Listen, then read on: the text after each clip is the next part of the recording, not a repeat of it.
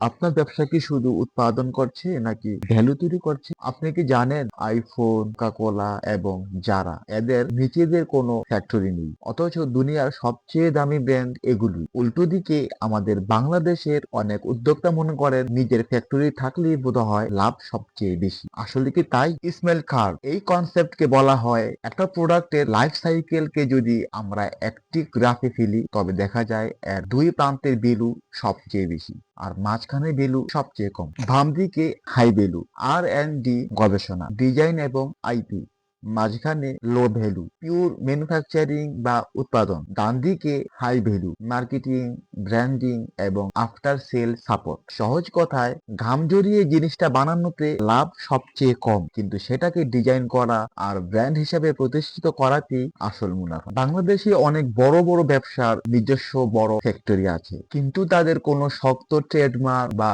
IP intellectual property নেই। মজার ব্যাপার কি জানেন, ভিয়েতনাম বা চীনে একই ফ্যাক্টরিতে বসে অ্যাপল আর লোকাল কোনো ব্র্যান্ডের ফোন তৈরি হতে পারে, কিন্তু আইফোন তার ব্র্যান্ড ভ্যালু আর ডিজাইনের কারণে 10 গুণ বেশি দামে বিক্রি হয়। আপনার আইপি বা ট্রেডমার্ক যদি সুরক্ষিত না থাকে তবে আপনার ব্যবসা ভবিষ্যতে কত দামে বিক্রি হবে বা কত টাকা থাকবে তা নিয়ে বড় প্রশ্ন চিহ্ন থেকেই যায়। দীর্ঘমেয়াদে সফল হতে চাইলে শুধু মেশিনে ইনভেস্ট নয়, ইনভেস্ট করতে হবে ডিজাইন ও ইনোভেশনে, যেটা কেউ কপি করতে পারবে না। ব্র্যান্ডিং এ, যা আপনার মনে জায়গা করে নেবে। আইনি সুরক্ষায় আপনার ট্রেডমার্ক এবং কপিরাইট নিশ্চিত করুন। মনে রাখবেন, ফ্যাক্টরি যে কেউ ভাড়া করতে পারে, কিন্তু একটা ব্র্যান্ড কেউ ভাড়া করতে পারে না। আপনি কি আপনার ব্যবসার ভ্যালু বাড়াতে প্রস্তুত? কমেন্টে জানান।